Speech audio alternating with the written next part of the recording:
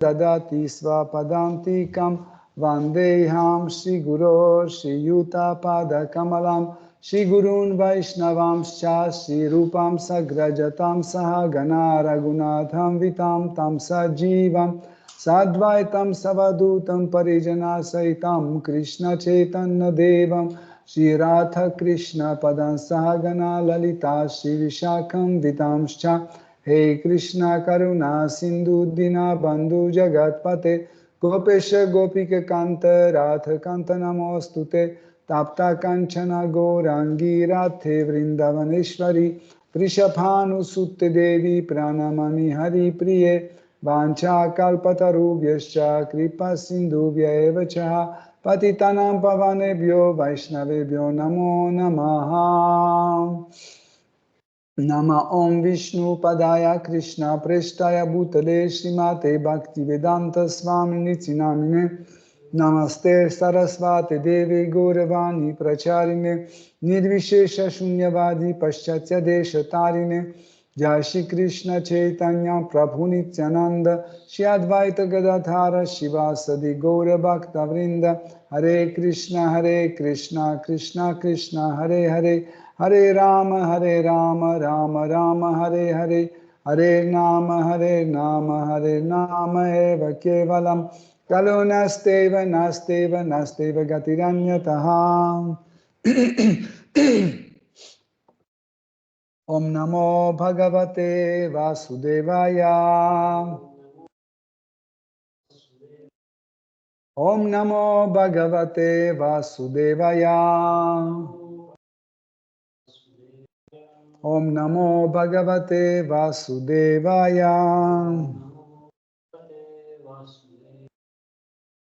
Hare Krishna, bienvenue à Yoga Lyrique. Nous continuons notre étude de Srimad Bhagavatam.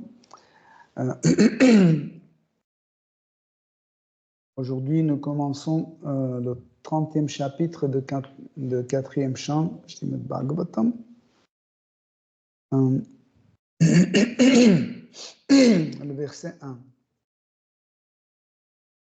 Vidura uvacha yetvaya bhihita brahman suta prachina barhishash te rudragi tena harim siddhim apu pratoshyakam. Traduction.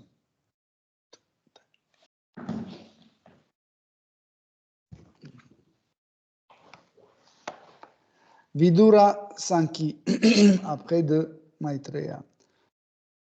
Ô Brahmana, tu m'as précédemment parlé de fils de Prachina Barhi et tu m'as appris qu'ils avaient satisfait Dieu, la personne suprême, en chantant la prière composée par Shiva. Qu'ont-ils obtenu ainsi? Seigneur est porté par sa divine grâce Bhaktivedanta Swami Prabhupada. Maitreya Rishi avait précédemment raconté l'histoire de fils de Prachina Barhi.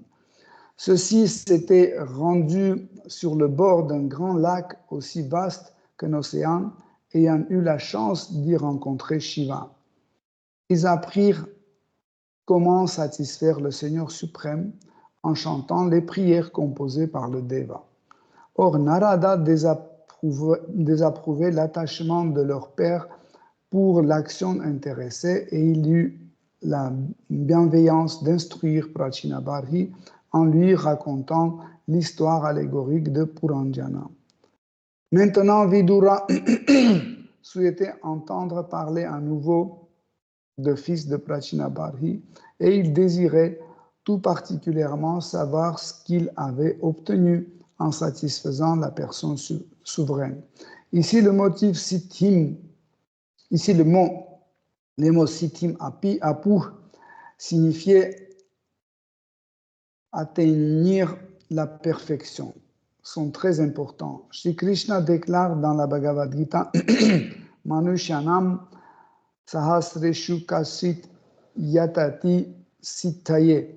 Parmi les millions d'hommes, un seul peut-être souhaiterait apprendre comment réussir dans la vie spirituelle. Or, Bhagavad Gita fait également était la plus haute réussite qui soit. Quand ils m'ont atteint les yogis imbus de dévotion, ces nobles âmes, c'était par l'élever jusqu'à plus haute perfection, ne revient jamais plus en ce monde transitoire où règne la souffrance. Et quelle est donc cette perfection suprême? Ce verset l'explique aussi, elle consiste en retourner à Dieu en notre demeure originelle, pour ne plus avoir à revenir en ce monde, en fait, d'y transmigrer d'un corps à un autre, dans le rêve qui est l'existence matérielle. Or, par la grâce de Shiva, les Prachetas purent véritablement atteindre cette perfection et retourner auprès de Dieu en leur demeure originelle, et après avoir tiré parti de toutes les facilités matérielles que ce monde pouvait leur offrir. Maitreya va maintenant en faire le récit à Vidura.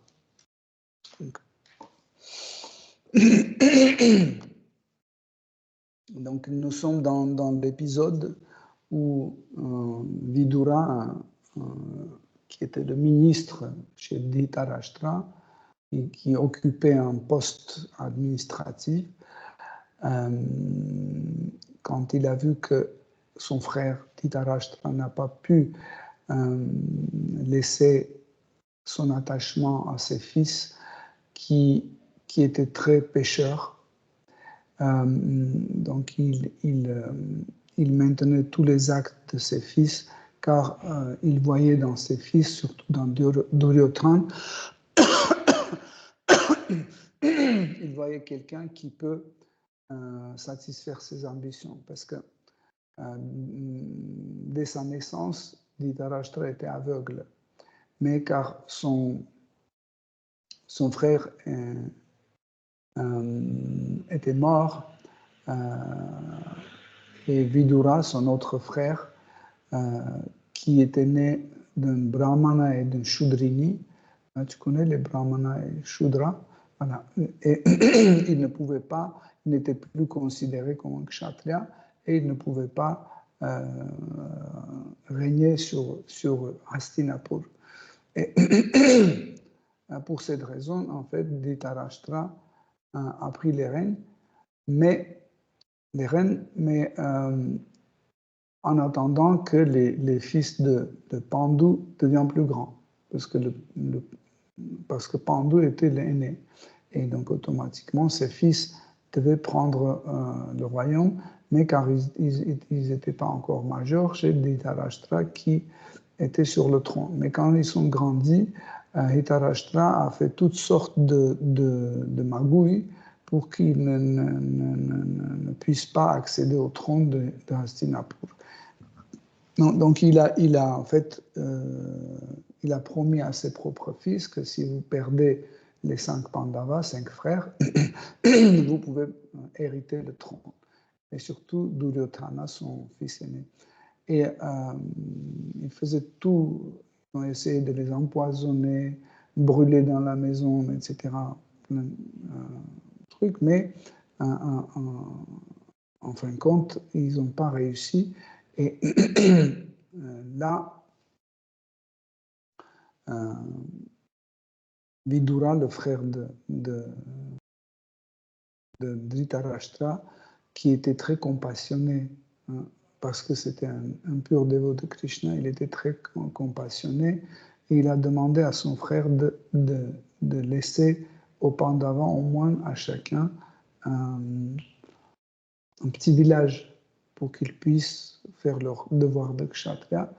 Et Duryodhana a dit non, même pas l'espace pour mettre une aiguille. Donc, et à cause de ça, il y avait la bataille de Kurukshetra. Tu as entendu parler de... Voilà.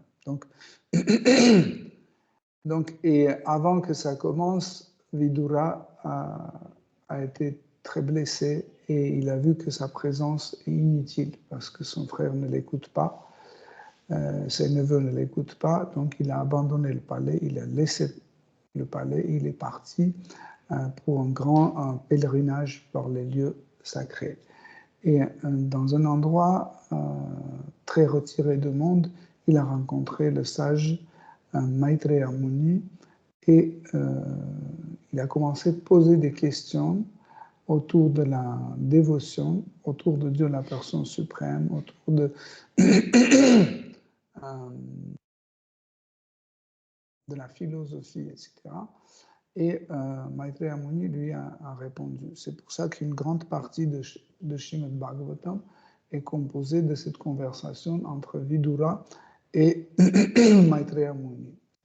Et dans ce chant, en fait, il y a l'histoire de roi Prachinabarhishat qui a envoyé ses 10 fils pour qu'ils deviennent les parents, pour qu'ils donnent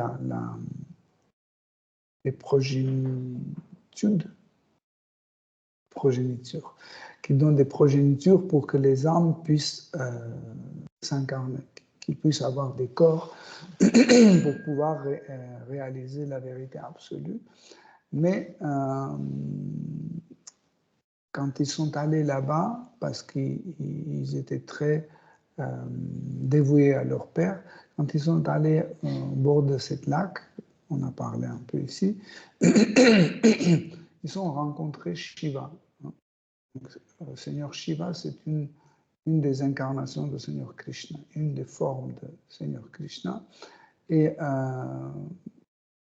qui est pleine de compassion. Et en voyant les 10 fils de roi Prachinabarhi, il a commencé à donner des instructions comment ils peuvent atteindre la vérité absolue. Ce qui est aussi intéressant, c'est que imaginez quand on a un gourou ordinaire, c'est déjà bien. Quand on a un gourou extraordinaire, c'est encore mieux. Mais imaginez que votre gourou est Dieu la personne suprême. Comme dans le cas d'Arjuna. Dans la Bhagavad Gita, c'est Krishna lui-même en personne instruit Arjuna. Ici, dans cet épisode, les 10 frères Prachinabarhi étaient instruits directement par Seigneur Shiva. Et plus tard, vous allez voir, quand ils ont suivi les principes et les instructions données par Seigneur Shiva, ils ont atteint la vérité absolue. Ça veut dire la meilleure forme, c'est quand Seigneur suprême est venu en personne pour leur voir. Ça, c'est le sommet de la réalisation de soi. Parce que la réalisation de soi peut avoir différents niveaux, différents angas. Et la toute première réalisation de soi que nous pouvons avoir, c'est quand on comprend que nous ne sommes pas ce corps, que nous sommes une âme qui n'est pas faite de la même énergie, qui n'est pas faite de la même matière, qui est différente. Et comme Krishna explique dans la Bhagavad Gita, quand l'âme quitte ce corps se retourne dans son état initial. Il se transforme en 5 éléments grossiers. La terre, l'eau, etc., etc. Donc, ça c'est le niveau de réalisation de soi le plus élémentaire. Encore plus haut, quand nous comprenons que nous ne sommes pas seulement une âme, nous sommes une partie de Krishna. Nous sommes une petite particule de Krishna, inséparable. Et cette compréhension, en fait, c'est un niveau beaucoup plus élevé dans la réalisation de soi. Quand nous ne pouvons plus imaginer notre existence seule. Hein, parce que la plupart des gens pensent qu'ils sont seuls quand ils sont chez eux. Il n'y a personne dans la pièce, et ils ne sont pas seuls quand ils sont dans un café ou dans la rue ou dans le métro, etc. Donc, quand on atteint un certain niveau de réalisation de soi, nous comprenons que nous sommes toujours avec Dieu, avec la vérité absolue, que nous sommes inséparables. Ça, c'est vraiment un niveau beaucoup plus compliqué. Celui qui a réalisé ce niveau, il sent la présence de Dieu chaque instant. Par exemple, quand il veut faire une bêtise, il sent que Krishna est là, donc il ne peut pas faire ça. On ne parle pas une grande dévotion, hein? On ne parle pas de rasa, de bhava, des trucs très élevés, très compliqués. On parle vraiment d'un niveau qui est un peu plus haut que le niveau élémentaire. C'est celui qui sent la présence de Dieu et son lien éternel avec lui. Hein? Par exemple, quand il lui arrive quelque chose, il comprend qu'en fait, Krishna, il contrôle tout. Il ne peut m'arriver rien si Krishna dit non. Mais, comme Srimad Bhagavatam explique, si Krishna veut tuer quelqu'un, personne ne peut l'empêcher. Et si Krishna a décidé de protéger quelqu'un, personne ne peut le tuer. Donc, ça, c'est une... Hare Krishna. Ça, c'est un niveau de compréhension, de réalisation que nous pouvons avoir. Hein. Donc, cette personne qui a réalisé ça, il peut sentir la présence de Dieu chaque instant dans toutes les circonstances. Hein, soit c'est des moments joyeux, soit des moments tristes, soit perdus, fatigués, peu importe. Dans toutes les circonstances, il sent la présence de Krishna. Mais la plus haute réalisation, c'est quand on arrive à satisfaire Seigneur suprême, où il vient en personne et il rentre en contact avec nous. Ça, c'est une réalisation très élevée. Et dans cette question, Vidura pose quelle était leur réalisation, quelle était la réalisation des 10 frères Pracheta. On les appelait Pracheta parce que leur père s'appelait Prachina Barhi. Donc c'est selon leur père, ils avaient eu ce nom. Et la question de Vidura est très correcte, hein, parce que il dit que il suivait les instructions de Seigneur Shiva, donc, et qu'est-ce que ça leur a donné? Donc, quand vous allez dans l'ashram de Guru, par exemple, et il vous dit faites ceci, faites cela, arrêtez de manger la viande, arrêtez de boire l'alcool, arrêtez de fumer, etc., etc. Couchez-vous tôt, se levez tôt, levez-vous tôt. Donc, et quand nous suivons ces instructions, on doit obtenir quelque chose de différent que si nous suivons autre instruction. Comme dans la cuisine, quand on vous donne une recette, vous suivez et comme résultat, c'est un gâteau. Et si on vous donne une autre recette et vous suivez à la lettre cette recette, c'est de la glace ou autre chose. Donc, Vidura voulait savoir, en fait, quand ils ont suivi les instructions de Seigneur Shiva, quel était le résultat? Quel était le résultat? C'est important à savoir parce que la plupart des gens, ils s'adhèrent à une pratique spirituelle sans connaître ce que cette pratique spirituelle, au final, va leur offrir. Et c'est ça, était la question de Vidura. Quand on s'approche à un gourou, quand on commence à lire un livre, etc., on devait savoir quel est le but, qu'est-ce que ça va nous apporter. Pour cette raison, Vidura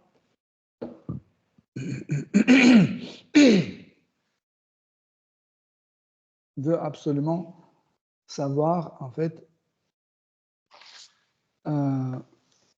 quelle était la réalisation atteinte par les 10 frères. Donc, le verset 2. Obrahaspatya. Obrahaspatya qu'ont obtenu les Pracheta, fils du roi Barhishat. Après avoir rencontré Shiva, lui qui est si cher au Seigneur suprême, celui qui octroie la libération. Ils furent certes élevés au monde spirituel, mais en plus de cette grâce, quand ils ont obtenu ici-bas, en cette vie ou en d'autres. Donc, dans ce verset, en fait, ce verset est comme une suite de versets précédents où, d'une façon indirecte, Vidura dit que souvent nous pensons que la vie spirituelle commence au moment de mourir. Et il y a beaucoup de gens qui pensent que tant qu'on est dans ce corps, tant que nous sommes dans ce monde matériel, la vie spirituelle est impossible. Donc, on pense que nous vivons une vie matérielle et après, quand on va quitter ce corps, quand on va aller dans le monde spirituel, c'est là où la vie spirituelle va commencer. Donc, et nous pensons que tant qu'on n'est pas mort, nous devons vivre cette vie matérielle. Vidura demande à Maitreya Muni, ok, nous pouvons imaginer que les instructions de Seigneur Shiva les amènent, certes, amènent au monde spirituel, mais avant d'y aller, est-ce qu'ils ont obtenu autre chose? Est-ce qu'ils ont eu aussi un bienfait matériel ou pas? Et nous pouvons dire, mais pourquoi ils demandent cette question? Pourquoi ils posent cette question? Parce que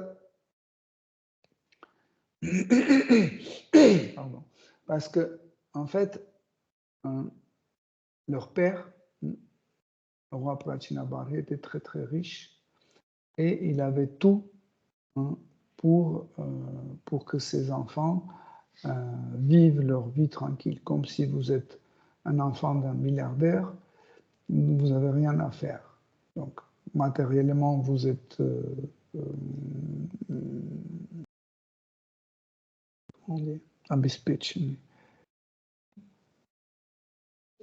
autonome, voilà. Matériellement, vous êtes autonome. Vous êtes dans une classe sociale très élevée et donc ils ont besoin de rien. Donc, dans ce cas-là, pourquoi ils sont allés faire les austérités juste pour donner la naissance d'autres êtres vivants? Mais parce que leur père, en fait, était un karmi. Il n'était pas un transcendentaliste.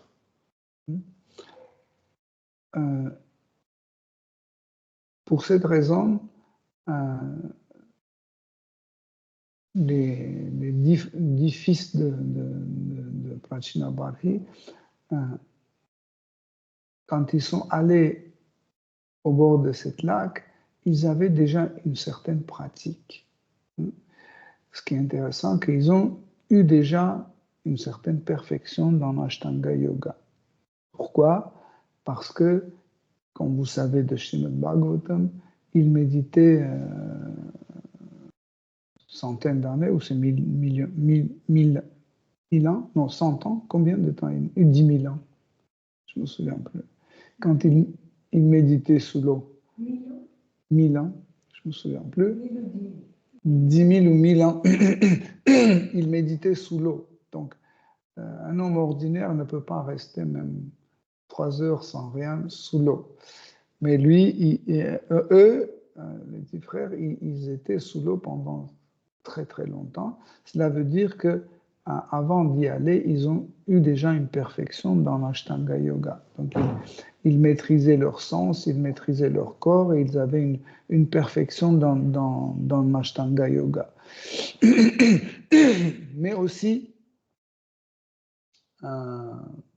ils étaient au courant de Seigneur Shiva. Ils savaient qui est Seigneur Shiva, mais aussi parce qu'ils étaient dans la famille de roi Prachinabarhi, ils suivaient en fait la voie de leur père. Souvent, nous suivons, les enfants suivent la voie de ses parents. Donc, si les parents sont musulmans, les enfants deviennent musulmans. S'ils sont chrétiens, ils deviennent chrétiens, etc. Mais, mais même si ils suivaient leur père, quand ils ont rencontré Seigneur Shiva, qui est Dieu la personne suprême en personne, mais qui joue le rôle d'un dévot. Il joue toujours le rôle d'un dévot de Krishna. Et en fait, quand ils ont vu, ils ont touché le bhakti. Ils ont goûté le bhakti. Tant qu'on n'a pas goûté le bhakti, nous ne pouvons pas faire le bon choix, le choix de Nivriti Marg, de voie de satisfaction du Seigneur suprême. Il y a 2 voies, Nivriti Marg et Pravriti Marg. Pravriti Marg, c'est la voie de satisfaction de soi-même. Et Nivriti Marg, c'est la voie de satisfaction Seigneur suprême. Donc, si on suit la voie de satisfaction de soi-même, et sur notre chemin, nous rencontrons un dévot, nous pouvons être contaminés par bhakti, par la dévotion. Nous pouvons. Mais tant que nous n'avons pas rencontré cette personne, nous ne changerons pas notre voie, on va rester toujours sur la même voie de satisfaction de nos sens. Pourquoi? Parce que c'est naturel. Nous pouvons désirer quelque chose que nous connaissons. Nous ne pouvons pas désirer quelque chose qu'on n'a jamais vu, entendu, goûté, senti, etc., etc. Nous ne pouvons jamais désirer une pastèque si on n'a jamais vu une pastèque, qu'on n'a jamais goûté une pastèque, même si on ne connaît pas que ça existe. On ne peut pas désirer. Donc pareil, nous ne pouvons jamais désirer la dévotion tant que nous n'avons pas rencontré un dévot. Un dévot est un porteur de la dévotion. Un karmi, c'est celui qui veut atteindre les planètes édéniques et vivre une vie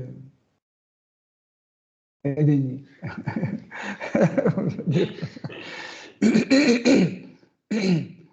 Les yogis qui veulent avoir la perfection de leur sens pour pouvoir contrôler les sens, leur sens en 100%. Et les gyanis ou impersonnalistes qui veulent atteindre le Brahman impersonnel. Toutes ces 3 catégories des gens, ils ne sont pas les porteurs de bhakti. Ils ne peuvent pas vous transmettre ou contaminer par bhakti. Il faut rencontrer un bhakta, un porteur, un dévot, un porteur de bhakti. Srimad Bhagavatam explique beaucoup de choses. Srimad Bhagavatam parle de la guerre, de l'univers, de la création de l'univers, de la nature, de diverses énergies, de divers êtres vivants. Bon, on parle de tout. Mais chaque chose que Srimad Bhagavatam touche, il explique à travers la dévotion, à travers le bhakti. Pourquoi? Parce que le but de Srimad Bhagavatam, amener la personne qui écoute Srimad Bhagavatam, amener devant Krishna, devant ses pieds. Et Srimad Bhagavatam est très puissant. Celui qui écoute Srimad Bhagavatam régulièrement, qui médite sur Srimad Bhagavatam, qui raconte Srimad Bhagavatam aux autres, absolument, il va se retrouver près de Krishna un jour. C'est inévitable. S'il n'a pas d'autres motifs. Si par exemple, moi, je vous raconte Srimad Bhagavatam pour devenir célèbre ou pour gagner de l'argent, pour avoir beaucoup de disciples, etc., donc je ne vais jamais atteindre Krishna. Parce que ce n'est pas le Srimad Bhagavatam, c'est un Krishna. C'est une sorte de business que je vais faire. Okay? Mais nous voyons comment dans Srimad Bhagavatam, il y a la tradition où il y a un conteur de Srimad Bhagavatam et celui qui écoute, et Srimad Bhagavatam n'a jamais été transmis d'une façon payante. C'est parce que si vous commencez à payer le Srimad Bhagavatam, votre attitude envers Srimad Bhagavatam change, et celui qui va vous raconter Srimad Bhagavatam, son attitude peut être changée aussi. Donc, par exemple, je mets l'entrée à 50 €. Automatiquement, dans ma tête, il y a 2 personnes, je dis 100 €. Troisième personne arrive, 150 €. Et à la place de penser à donner Srimad Bhagavatam, je demande pourquoi il n'y a pas plus de monde pour que j'encaisse. Voyez?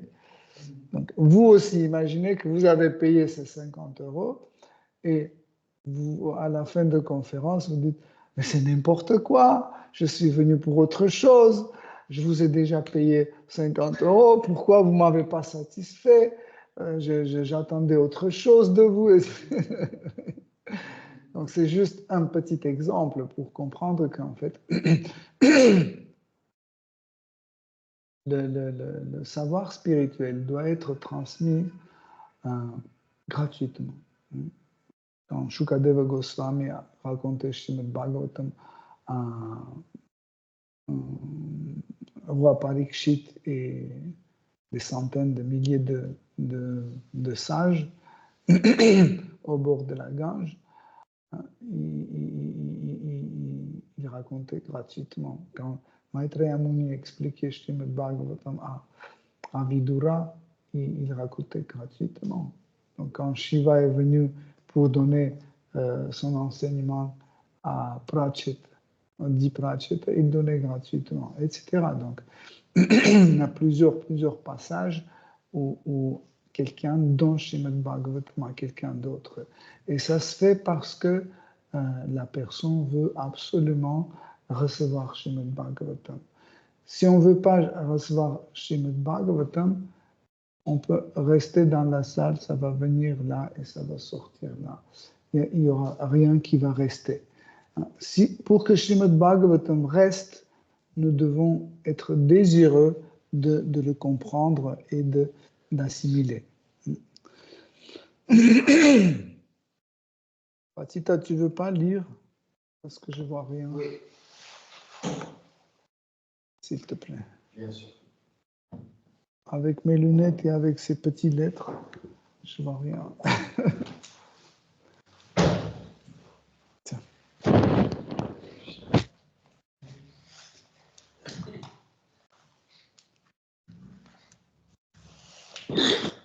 C'est le 3? Oui, le 4. Le verset 3. Verset 3. Le grand sage Maitreya dit: les fils du roi Prachinabhari, connus sous le nom de Pracheta, accomplirent de rudes austérités sous la mer, afin de se conformer aux ordres de leur père. En chantant et en répétant les mantras reçus de Shiva, ils parvinrent à satisfaire Sri Vishnu, la personne souveraine. Donc, reprenons cette situation de ce verset, imaginez un père dit à ses 10 fils, je veux bien avoir des petits-enfants. C'est très simple. Ils vont dans un café à côté, chacun trouve une fille, il fait des enfants, il amène des petits-enfants à leur père, et ils disent, ben voilà, où est le problème? Mais là, c'est des 10 000 ans sous l'eau, etc. On peut dire, mais c'est insensé. Donc, il y a la méthode la plus simple. Pourquoi ils ont choisi? Et pourquoi ils compliquent la vie? Non. Parce que à cette époque, les gens qui ont réalisé au moins un peu de la vérité absolue, ils comprenaient qu'avoir un enfant, c'est une énorme responsabilité. Énorme responsabilité parce que quand vous faites un enfant, par votre karma, vous devenez tout de suite lié à cet enfant. Et si cet enfant tue quelqu'un, vous êtes d'un certain degré responsable. Pourquoi? Parce que tout en premier, si vous ne faites pas cet enfant, il ne va pas tuer quelqu'un. Ça, c'est un. Ou pourquoi vous l'avez éduqué de telle sorte qu'il a tué cet enfant? Parce que ça aussi, c'est sur vous. Pourquoi vous ne l'avez pas surveillé, etc., etc. Donc, nous avons différents degrés de responsabilité pour cet enfant.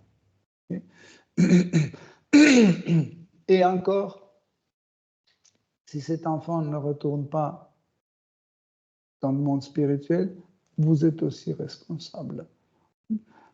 Et vous allez partager ses péchés. C'est toujours comme ça.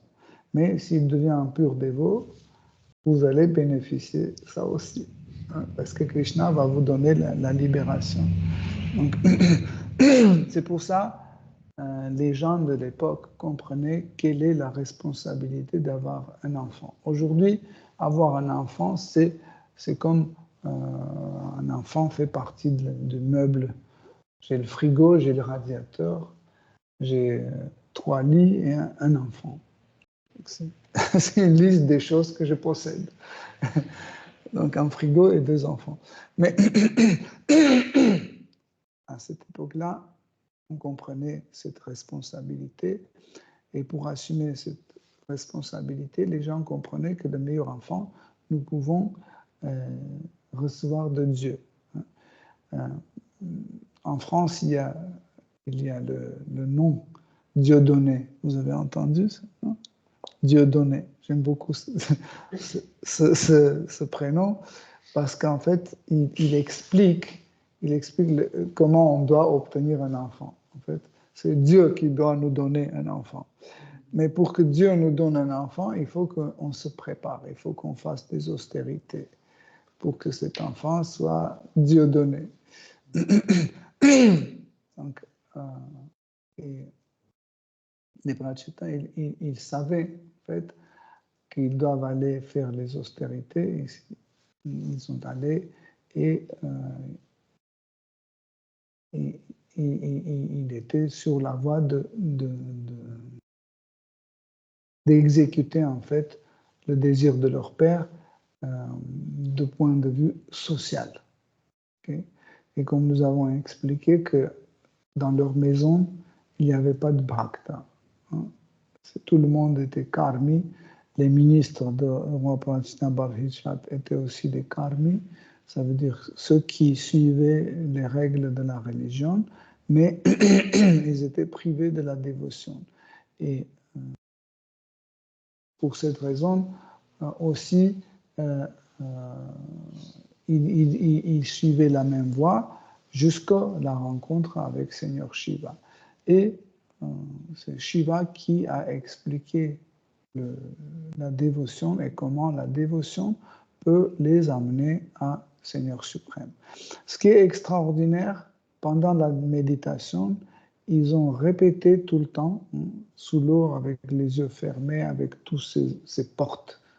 Tous les sens sont des portes.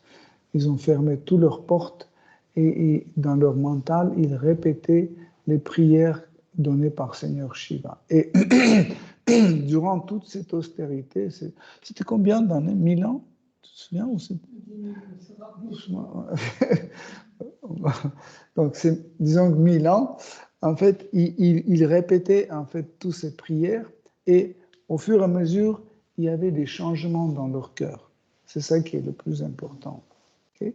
Donc, à la fin de leurs austérités, ils ont déjà atteint un niveau important et un attachement à Seigneur suprême Shri Krishna. Et ici, nous pouvons comprendre à quel point les prières sont puissantes parce qu'ils peuvent nous attacher à Seigneur Krishna.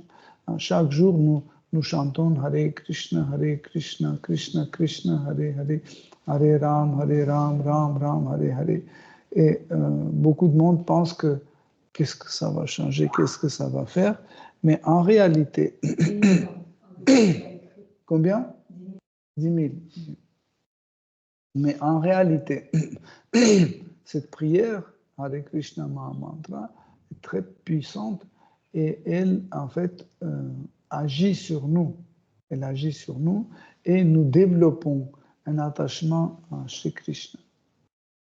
Mais le problème d'un être vivant, qu'il veut que tout soit comme il veut.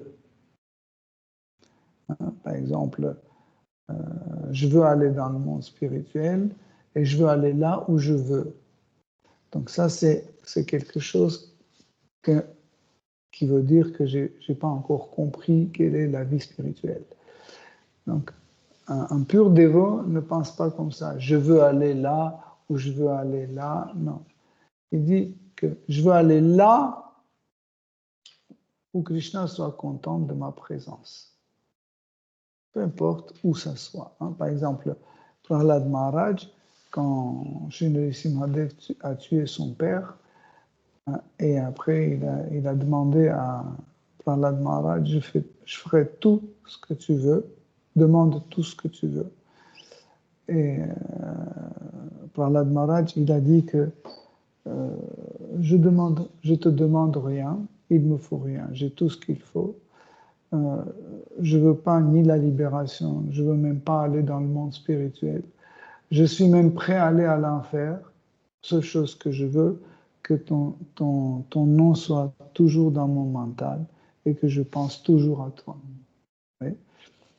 Donc ça, c'est la pure dévotion. Parce qu'il veut toujours satisfaire Seigneur suprême. Mais quand il s'agit d'un choix, nous choisissons quelque chose qui va nous satisfaire et pas Seigneur suprême. On dit, je veux ceci, je veux cela. Oui? Donc, quand on vient pour pratiquer la conscience Krishna avec un gourou authentique, donc, on doit arrêter de dire je veux ceci, je veux cela. Donc, un sataka qui veut obtenir vraiment quelque chose, il arrive et il demande au gourou qu'est-ce que je dois faire. Pas qu'est-ce que je veux faire, il dit qu'est-ce que je dois faire. Quel est mon but? Et le gourou lui explique quel est le but et qu'est-ce qu'il doit faire. C'est pour ça que le premier verset du 30e chapitre, Vidura demande à Maitreya Muni, ils étaient 10 000 ans sous l'eau et ils chantaient les prières de Seigneur Shiva, que le Seigneur Shiva a donné. Qu'est-ce qu'ils ont obtenu? Donc, dans cette question de Vidura, il y a aussi autre sens. Est-ce qu'il y a d'autres méthodes? Est-ce qu'il y a autre méthode à travers laquelle on peut atteindre le même but? Et si vous vous souvenez, quand on a étudié cet épisode où Seigneur Shiva donnait les instructions ou les prières au Pracheta, on a dit que en fait cette partie chantée par Seigneur Shiva appelle Shiva Gita. Comme il y a la Bhagavad Gita, ça c'est aussi Shiva Gita. Aussi, à la fin de Srimad Bhagavatam, dans le 11e chapitre, dans un 11e chant,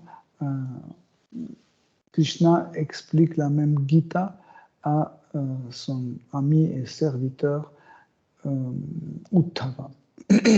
On l'appelle aussi Uddhava Gita. Et si vous vous souvenez, on a dit qu'en fait, tous ces Gitas, il y a aussi Gopi Gita, aussi, dans le 10e chant. En fait, tous ces Gitas ont pour but atteindre Krishna. Okay? Donc, il n'y a pas de différentes méthodes. C'est la même méthode. La méthode, c'est la dévotion.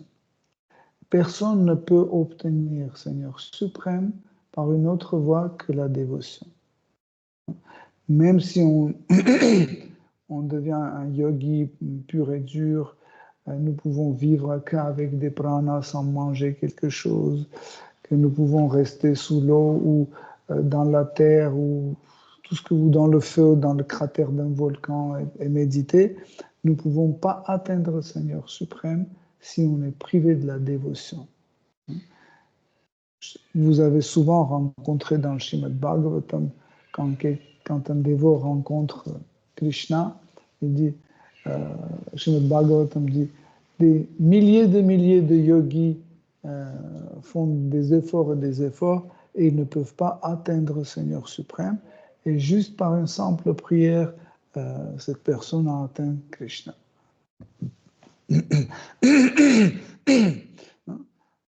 Imaginez un yogi qui médite pendant 10 000 ans, comme des Pracheta, il médite, mais il n'a pas de dévotion. Parce que dévotion, c'est quelque chose qu'on a ou on n'a pas. Vous ne pouvez pas pratiquer la dévotion même. Vous pouvez suivre les règles et prescriptions de la dévotion, hein, ce qu'on appelle sadhana bhakti. Mais bhakti, mais en réalité, bhakti c'est un bhava. Bhakti c'est un bhava. La dévotion c'est un bhava. La dévotion c'est un sentiment. Et vous ne pouvez pas, d'une façon artificielle, montrer bhakti. Si vous ne l'avez pas, par exemple, quand vous êtes vous n'avez pas une raison pour pleurer, vous n'allez pas pleurer. Même si artificiellement il y a des larmes qui coulent, il n'y a pas cette tristesse en vous. Parce que c'est la tristesse qui est le vrai sentiment. Ce n'est pas les larmes qui prouvent la tristesse. C'est le sentiment qui est la tristesse, pas les larmes. Okay? Pareil, bhakti, la dévotion, c'est un bhava, c'est un sentiment. Ce n'est pas quelque chose externe. Nous pouvons faire un semblant de bhakti, nous pouvons pleurer, on peut rouler par terre, dire « Oh Krishna, oh fils de Nanda », etc., etc. Mais ça ne sera pas la dévotion, parce que la dévotion, ce n'est pas ces mouvements. La dévotion, c'est le bhava, c'est le sentiment qui est en nous. Okay? Donc, et c'est là où Krishna intervient quand il y a ce petit bhakti, en fait, cette petite dévotion. Krishna vient et il donne sa miséricorde à ce dévot. Bien sûr que vous pouvez poser une autre question en disant, ok, mais les démons tués par Krishna, qu'est-ce qu'ils ont fait? Ils n'ont pas de bhakti. Pourquoi Krishna est venu? Pourquoi il a donné sa miséricorde à des démons?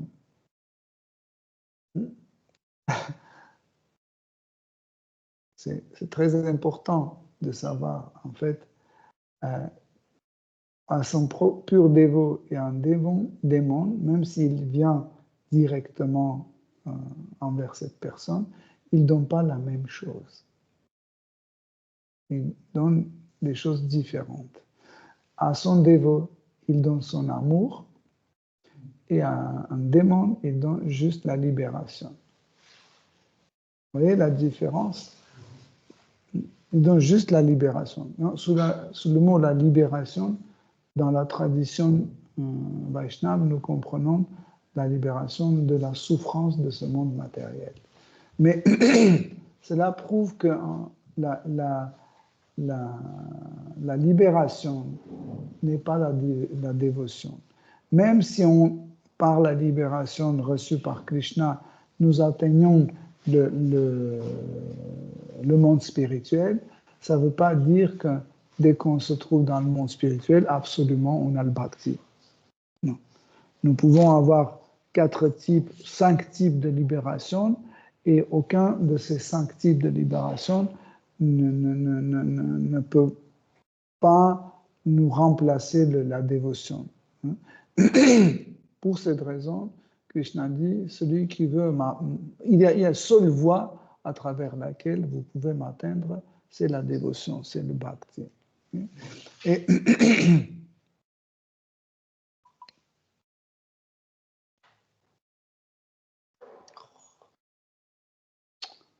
voilà. Le verset suivant. Verset 4. Lorsque les Prachetas se furent livrés à de rudes austérités pendant 10 000 années, le Seigneur souverain, pour les récompenser de leurs ascèses, manifesta devant eux sa forme personnelle, si douce au regard. Les Prachetas en furent charmés, et ils virent ainsi leurs efforts largement récompensés. Donc, si vous vous souvenez, en fait, Seigneur Shiva, dans ses prières, il expliquait aux Prachetas qu'en chantant ses prières, en faisant ses austérités, en même temps, vous allez atteindre le Seigneur suprême. Donc, et quand les Prachetas ont vu le Seigneur suprême, ils ont compris que en fait, leur austérité n'est pas passée pour rien. Quelle est la différence entre un yogi qui va méditer sous l'eau 10 000 ans et entre un dévot qui va méditer 10 000 ans? Même si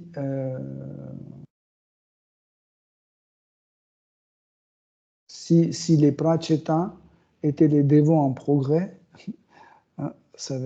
dès le départ, en fait, ils n'étaient pas les dévots. Ils ont commencé leurs austérités comme des sadhakas, en ayant les instructions de Guru, de Seigneur Shiva. En fait. Et progressivement, en répétant et en méditant et en faisant des austérités, il ressentait le goût de résultat final. Comme, par exemple, quand on fait le halva,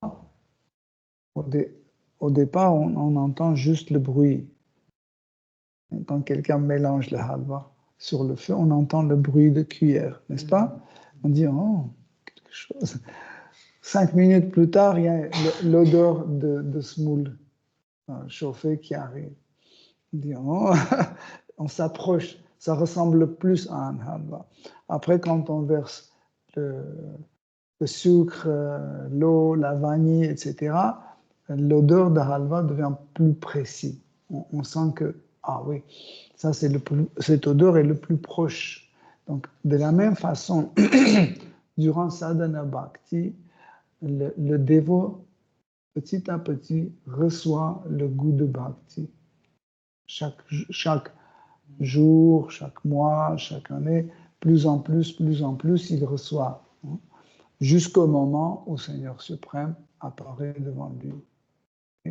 Donc, grâce à cette petite dose de bhakti qui vient chaque jour, en fait, l'essence, le cœur d'un être vivant commence à se purifier. Et nous avons vu que, en fait, Krishna est venu parce qu'il était satisfait de leurs austérités et de leur dévotion. Il y a des millions de yogis qui font des austérités encore plus dures que ça, mais Krishna ne vient pas les voir. Pourquoi? Parce qu'il n'y a pas de dévotion. Parce qu'ils le font pas pour Krishna, ils le font pour autre chose. Ils le font pour autre chose. C'est pour ça que Krishna les redirige vers les demi-dieux. Il redirige vers Brahma, vers Shiva, vers Agni, ou Indra, ou un autre demi-dieu. Pourquoi? Parce qu'ils peuvent donner cette chose qu'ils veulent. Mais Bhakti, hein, ils ne peuvent pas donner. Si nous voudrions avoir Bhakti, on doit être désintéressé. Si je demande à Indradev une voiture, par exemple, hein, pour être tranquille, hein, donc il va me donner ça, mais il ne va pas me donner la voiture. Pourquoi? Parce que je ne lui demande pas la dévotion. Si je demande à Indradev la dévotion, il peut me donner Krishna. Pourquoi? Parce qu'Indradev est un dévot. Vous voyez la nuance. Mais souvent, dans les livres sacrés, nous voyons que les demi-dieux, ils donnent des choses matérielles à ceux qui demandent. Pourquoi? Parce qu'en général, ceux qui demandent quelque chose à eux, ils demandent des choses matérielles. Mais Krishna était satisfait justement parce que leur but était de satisfaire sa propre personne. Donc, pourquoi la dévotion satisfait Krishna? Pourquoi? Par exemple,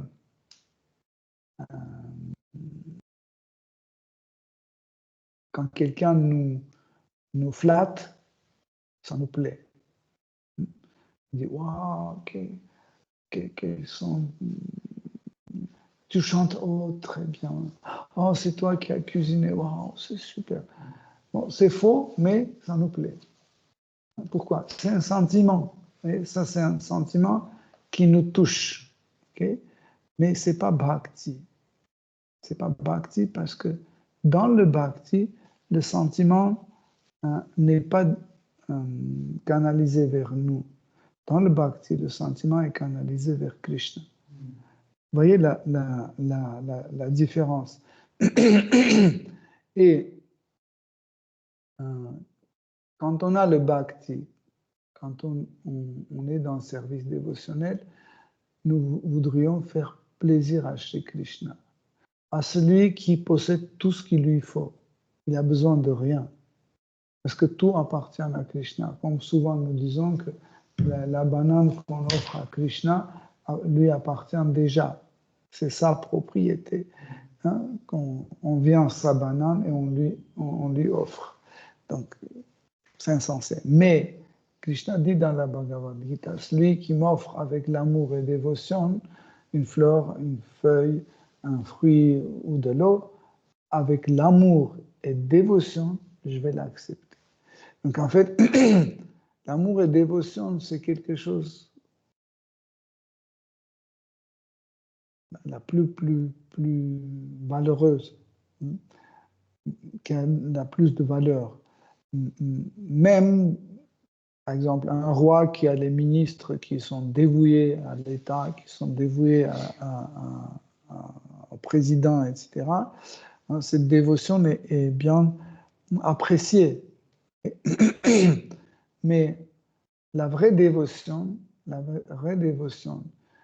satisfait Krishna et satisfait le dévot en même temps. C'est quelque chose qui se passe en deux côtés.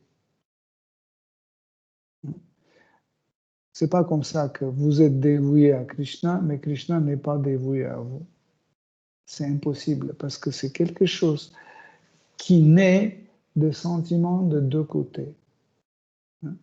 Par exemple, dans la vie matérielle, quelqu'un est dévoué à quelqu'un, il s'en fiche. Il dit, bon, tu es dévoué, c'est très bien. Ou quelqu'un aime quelqu'un, mais l'autre n'a pas de sentiment pour cette personne. Même s'il a les sentiments, en fait, tous les deux côtés veulent quelque chose recevoir. Parce que la dévotion dans le monde matériel attend les fruits de sa dévotion. Il veut absolument recevoir quelque chose. Par exemple, je suis dévoué à mon directeur d'entreprise, ok, et 1 an, 2 ans, mais je vois qu'il baisse ma salaire. Donc ma dévotion affaiblit. Après, je suis toujours dévoué, mais moins. Je suis dévoué et puis je vois que, en fait, il fait une réception, mais il ne m'invite pas. Donc ma dévotion diminue encore. Donc ça veut dire ma dévotion est motivée. La vraie dévotion a une seule motivation, c'est satisfaire le Seigneur Krishna. Seule motivation. Tandis que dans le monde matériel, tout type de dévotion ont un motif personnel. Hein? Par exemple,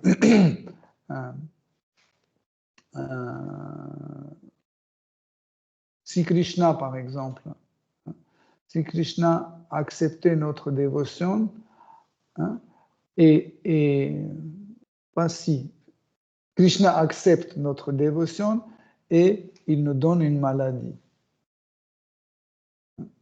Si c'est la vraie dévotion, on accepte, on dit, oh, c'est bien, parce qu'il savait qu'il me faut tomber malade. Donc, il m'a donné une maladie. Ou, par exemple, je ne sais pas, je me retrouve dans une prison, je dis, bon, Krishna m'a donné contre ma dévotion et il m'a mis dans la prison. Ok, donc il sait ce qu'il fait. Donc, la dévotion ne diminue pas. La dévotion continue à croître. Pourquoi? Parce que c'est la dévotion. C'est sa nature. Comme le feu a une nature spéciale, elle brûle. Il brûle. C'est sa nature. Par exemple, l'eau ne brûle pas, mais le feu brûle. Pourquoi? Parce que c'est sa nature. Il ne peut pas autrement. Pareil, la dévotion, c'est sa nature. Elle est de sa nature, elle est immotivée. Elle n'a pas de motif. Seul motif de dévotion, c'est satisfaire chez Krishna. Et celui qui a ce motif par sa dévotion, il peut atteindre Krishna. Toute autre voie ne nous amène pas vers chez Krishna. J'explique aussi pourquoi. Par exemple, les karmis, ils peuvent voir Seigneur Vishnu. Par exemple, ils font des grands sacrifices. Ils font des grands sacrifices. Les brahmanas qualifiés versent du ghee, ils disent des mantras, et hop, le Seigneur Shiva, le Seigneur Brahma et le Seigneur Vishnu viennent à cet sacrifice. Ils sont présents. Et les gens, certaines personnes, peuvent voir Seigneur Vishnu. Ça ne veut pas dire qu'ils ont atteint. Ils ont juste vu. Comme certaines personnes peuvent voir Murti, par exemple, vous pouvez maintenant contempler les Murtis parce que vous êtes là. Mais ceux qui passent dans la rue, ils ne voient pas les Murtis. Vous voyez? Pourquoi vous avez atteint les Murtis? Parce que vous avez fait l'austérité, vous avez ouvert cette porte et vous êtes entré là. Contre cette austérité, vous avez pu bénéficier de la miséricorde de Jagannath Baladev Subhadra. Vous voyez? Okay? Donc, atteindre Seigneur, ça veut dire avoir un attachement. C'est ça, atteindre. Okay? Parce que sinon, des fois, la porte est ouverte, les gens passent, même les chiens voient Jagannath, mais ils n'ont pas atteint Jagannath. Atteindre le Seigneur suprême, ça veut dire avoir une attraction vers lui, un attachement. Ça veut dire atteindre. Et, et ici, Maitreya Muni explique qu'ils ont eu cette attraction vers Shri Krishna. Pour ça, Krishna était satisfait. Sachez que la satisfaction de Krishna n'était pas parce qu'il était sous l'eau 10 000 ans. C'était pas ça qui a satisfait. C'est qu'ils ont développé cette attraction envers lui. Ils pouvaient juste rester chez eux sur le canapé et méditer. Et s'ils méditaient avec la même désir d'atteindre Krishna, et ils ont pu recevoir le même résultat. Ça veut dire, quand c'est écrit, quand Maitreya Muni explique qu'ils ont atteint un Seigneur suprême et Seigneur Vishnu était content, il est venu les voir, ça veut dire, pendant ces 10 000 ans, ils ont développé un attachement envers lui. Et Hare Krishna, merci beaucoup pour votre attention. Si vous avez des questions, des commentaires.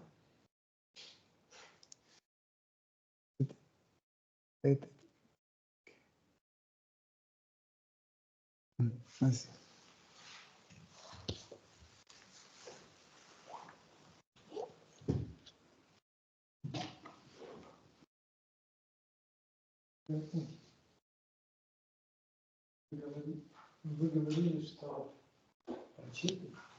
Vous avez dit que les Prachets attendaient les changements dans leur cœur.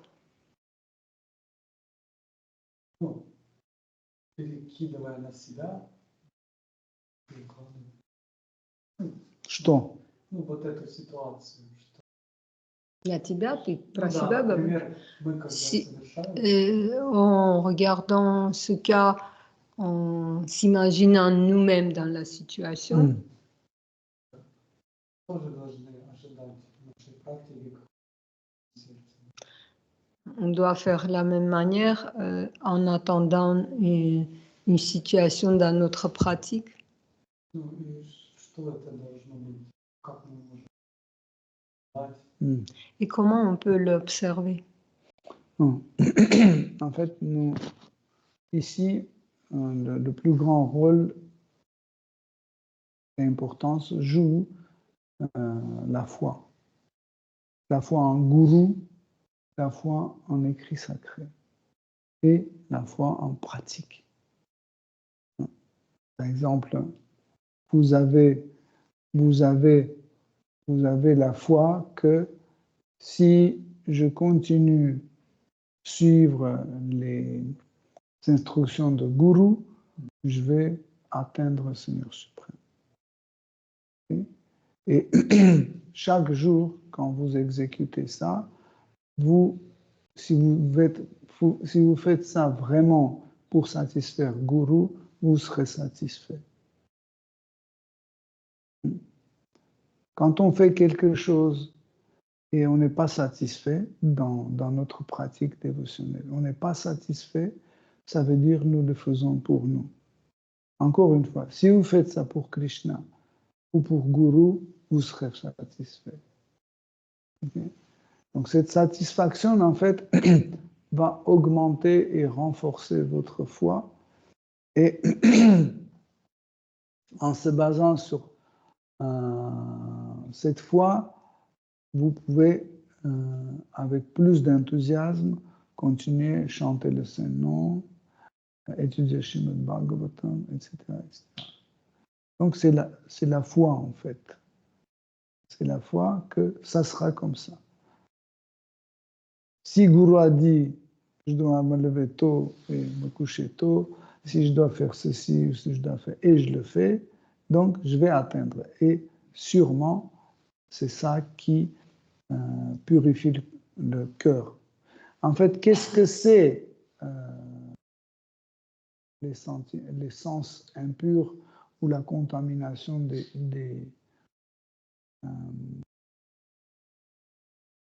sens. C'est l'incompatibilité des sens et d'objets des sens. Comme par exemple, hein, j'ai les cheveux sur ma tête. C'est compatible. Vous dites pas, ouais, il y a des cheveux. Mais il suffit que ce cheveu tombe dans ma soupe, donc ça devient dégoûtant. Mais tout à l'heure, ce cheveu n'était pas dégoûtant. Mais à partir du moment quand il s'est retrouvé dans la soupe, il est devenu dégoûtant. Pourquoi? C'est incompatibilité des deux choses. Pareil, quand nos sens sont occupés par des choses qui vont contre notre nature, ils sont souillés, souillés. Ils sont souillés ou contaminés. Normalement, si on suit notre nature, donc nos sens doivent chercher quelque chose qui est en harmonie avec nos sens. En effet, si vous vous souvenez, quand j'expliquais les bhavas, les 4 types de bhavas, on a parlé de uddipana, les stimulateurs de l'amour, les stimulateurs de rasa. Et en fait, tous les uddipana sont objets de nos sens, des objets authentiques de nos sens. Par exemple, nos yeux veulent voir les habits de Krishna. Nos yeux veulent voir le prasad. Notre langue veut goûter ce que Krishna a goûté. Notre oreille veut entendre la flûte de Krishna ou un kirtan qui veut entendre. Notre corps veut toucher les corps des dévots. Notre nez veut sentir l'odeur des encens ou de l'huile offerte à Krishna. Oui? Donc ça, c'est l'harmonie. Donc, c'est compatible et harmonieux. Mais dès que nous introduisons des éléments qui n'ont rien à voir avec Krishna, ça c'est comme le cheveu dans la soupe. Incompatible. Et la pratique de sadhana bhakti, en fait, inclut cette méthode de remplacement des objets des sens. Ça veut dire, je mangeais toujours la viande et quand j'ai compris, je l'ai remplacé par le prasad. Okay? Je sentais toujours les parfums, je sais pas, Chanel ou je sais pas quoi, et maintenant je sens des huiles offertes en Narasimha ou autre. Okay? C'est ça en fait. Dans la pratique, on change. Même, il y a notre mental aussi a ses sens, ces objets des sens, parce que le mental est aussi un sens. Donc, par exemple, quand on a dans notre tête, on se souvient d'un Krishna Lila, par exemple, comment Krishna a soulevé la colline Govardhan, ou comment le Seigneur Ramachandra a tué un démon Ravana, ou comment Krishna a volé les habits des gopis, etc., etc. Donc ça aussi, c'est un objet de sens pour notre mental. Et pour notre intellect, c'est un objet de sens. Il est en parfaite harmonie avec notre nature, avec nos sens. Mais quand on écoute Srimad Bhagavatam, mais nous sentons, comment dire,